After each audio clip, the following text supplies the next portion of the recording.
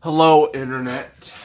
Before we get to the video, a couple things. One, my nose is kind of runny right now. It's probably because of allergies or something, so bear with me. Also, the reason why I've been uploading so frequently is because I have to do this college, Quest Week, as they call it. Basically, I have to just be there for, more or less the entire week before I officially start college, which will be on Monday. So I don't know how that might affect the schedule in a very negative way. I don't know. Here's the thing: I don't want this YouTube. I don't want my channel to affect my grades. That's not what I want to do, because that could lead to very bad things. I mean, it wasn't much of a problem during high school, but it might be a bigger problem with college. But we'll just have to see what happens. So, review time. We started with the first 2 chapters. Now we have to finish the trilogy. Ladies and gentlemen, may I show you Stuart Little 3, Call of the Wild. Yes, this is the 3rd Stuart Little movie after the first 2. And you probably look at the cover, you're thinking, oh, that's just some bad photo, or that's just a bad cover. There's no way the movie actually looks like that. No, it does look like that. I'm not kidding. This is what it looks like. No more live action. No more CG. Well, no more live action CGI hybrid. Nope. It's just animated. Not just animated. Not, it could have just been a 2D film. Nah. The main trend was 3D, and so it was 3D animated film, and even better, it was direct to DVD. So that's how you know this is not going to be a fun video. So, I mean, a good number of the voices are still there. I mean, you still have Michael J. Fox as Stuart Little. You have Gina Davis, Hugh Laurie as the Littles, the parents. So at least there's that. And also there's Wayne Brady. I forgot which character he played. I think it's this new character that I'll discuss who he is later. So if you want to read the back, look at that. Breathe it in. Breathe it in. Look at how horrifying they made Stuart Little in this movie. Looks like a horror movie character. Looks like it's gonna stare into your soul. So you want to read that? Well, good luck, because that's small text, and I hate small text, but you gotta do what you gotta do. It's Stuart's biggest adventure yet. No. Lies. Pack your bags and load up the camping gear. I hope this wasn't a trend. Oh, I think it was a trend. Back when I think a lot of movies did this. They're like, oh boy, we're going camping. I remember they had a camping episode for Jimmy Neutron, where Jimmy was prepared. He had a whole friggin'... He had all the good stuff. But his dad wanted to do it the old-fashioned way. But Jimmy had the high-tech way, and I'm like, I want the high-tech way, please. There was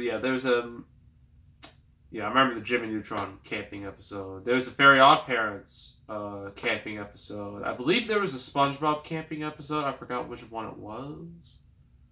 Well, I think it was when they thought SpongeBob Patrick, they thought they were going to go to summer camp, but in reality they went to prison camp. So, there's that. But, yeah, let's just continue. It's time to answer Stuart Little 3. Call of the Wild. Why? Why a subtitle? Why? I'm going to put that in the video, in the title. Why? The Stuart Little 3 Call of the Wild review. And I'm going to put why. Because that's why I want to know, why was this made? It didn't need to be made. In this exciting animated adventure, the Littles head into the wilderness where they take a camping trip from far from the city. It's only to get downhill from here. But there's just one thing they didn't plan for. The big bad beast. Oh my gosh. That supposedly lives in the woods. Well, Stuart learns basic survival skills from a wacky skunk named Rico. Scaredy cat Snowball uses street smart alley cat Monty for protection. Featuring the voices of Michael J. Fox, Gina Davis, Hugh Laurie, and Wayne Brady, Stuart Little 3 Call of the Wild is fun that's as big as the great outdoors. Oh my gosh. Oh. I haven't seen this movie in ages. Probably in like a decade. So I'm very rusty with my knowledge. But I do know, all you need to know is that Stuart Little and his family are going on a camping trip. But of course, things go wrong. And so Stuart Little has his new friend, Rico, a skunk. And since it's Wayne Brady, he's likely the... I hate this cliche so much. It's so annoying. But the sassy black character, you know, the one. Do any of you remember Food Fight? If you do, I'm sorry. But there's that chocolate squirrel. That's not a racist term.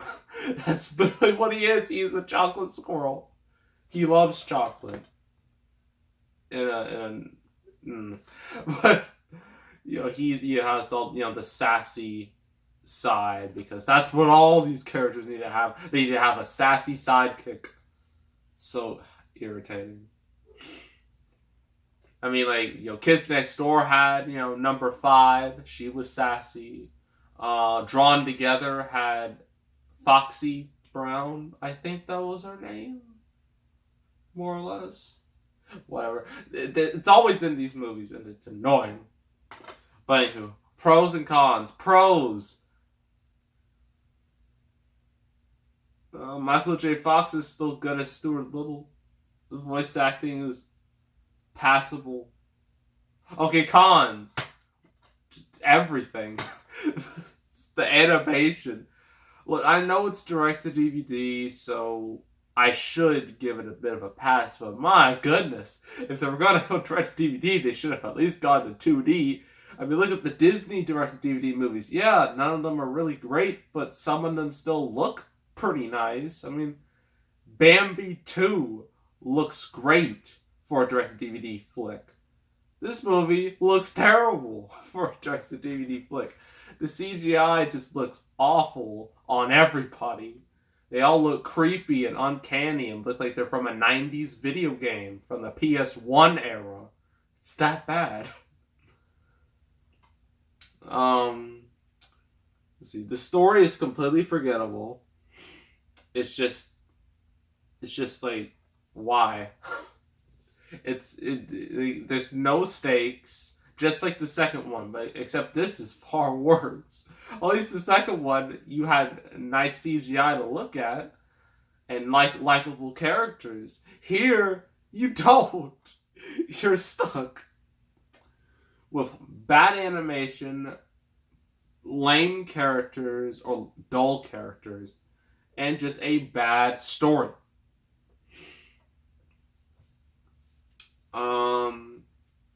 What else?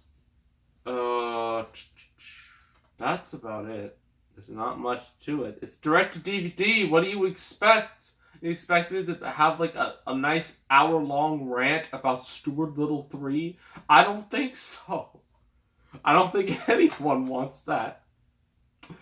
But oh my gosh, this movie is just terrible. I'm going to give it 3 out of 10. Trash. Garbage. Don't watch this. It's not worth it. I would suggest watching the first 2 and just pretend this one does not exist. It's non-canon. That's how I look at it. So, Yeah. Stuart Little 3. Trash. Next review. I have no idea. That's, yeah. I have to, start planning things. I mean, I did get some new movies. But some of them, like the Resident Evil movies, they're going to be like monthly reviews. The second one is going to be coming up.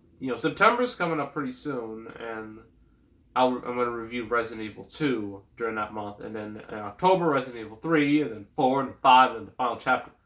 Right in time for Resident Evil 2. I still plan for those, so those are going to be on hold. Well, there's a couple others in here that I haven't really reviewed yet. There's, American Psycho, Batman Ninja, Chappie, Constantine, Enchanted. Some of these I got recently. Gladiator. I don't want to do Gladiator. Not because it's bad, but because it's 3 hours, and that will take forever. I already have to go through 3 hours of Pirates at World's End. I don't want to go through that again. What else? Ooh, the Jurassic Park sequels. I could do those. Flashpoint Paradox, Tomb Raider: The Cradle of Life, Napoleon Dynamite, Passion of the Christ, Predator. I am going to do Predator next month in time for the new movie. And I am going to see the new movie. Quantum of Solace, all those Resident Evil movies, The Ring, the Rugrats movies, Shark Tale, Spaceballs, Surf's Up, Ultraviolet, and the Triple X movies. At least the first 2 of those. So there's a decent amount I could review, but I really need more stuff, and I'm gonna need it soon. So, yeah. That is all. So make sure to subscribe, like this video, leave a comment, and don't watch Stuart Little 3. Please, don't. I'm telling you, don't watch it. Alright, and I am out.